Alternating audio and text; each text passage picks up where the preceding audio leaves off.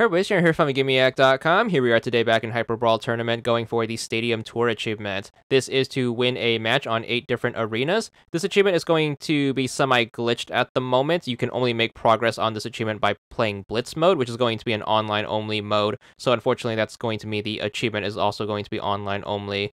We're going to start by picking our arena. Make sure you pick the first one, Temple of Entropy. Now, you can boost this with a boosting partner or friend, but if you can't get anyone to help you, the game will fill the lobby out with bots if no one else is currently trying to search for a game.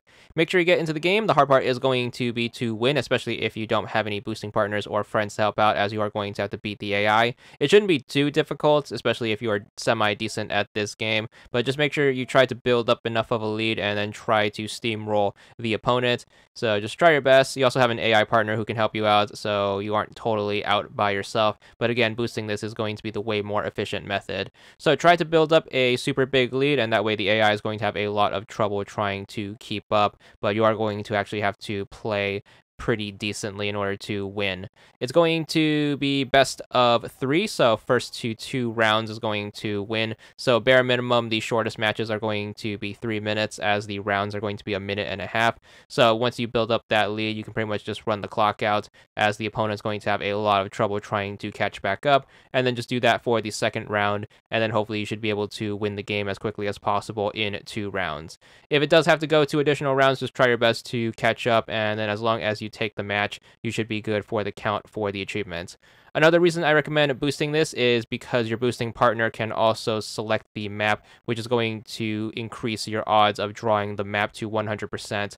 So make sure you do keep that in mind. That's going to help speed up the achievement as well, so we don't get any repeat maps.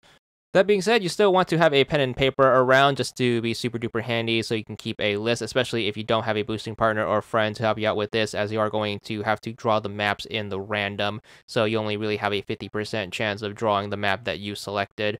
So try your best to manage that, but this one is going to be a bit of a grind, simply because we actually have to play the matches.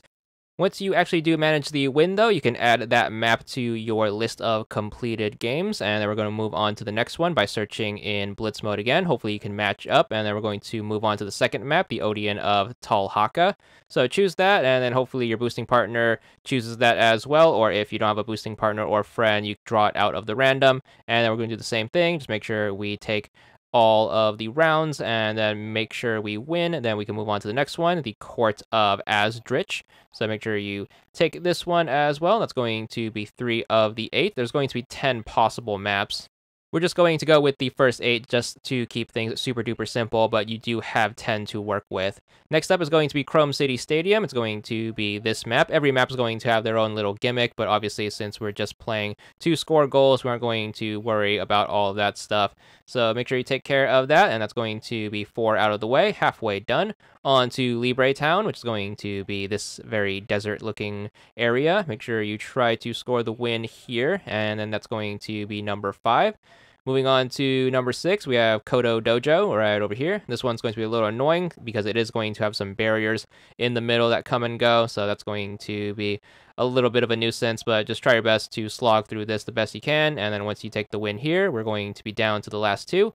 Base 27, which is going to be another desert-looking area, so don't get this confused with the other one, but try to score a win here, and then it's going to be 1 more in the books. And then finally, the 8th and final one, at least for the sake of our achievement right here, is going to be the Mountain of Migo Law, but again, you do have those last 2 left, as you are going to have 10 total maps in the game. Score your win here, and that's going to wrap things up. Once you have the 8 wins on the 8 different maps, you should be good for the achievement. There it is. This one's going to be for 25 gamer score, and that's all there is to it.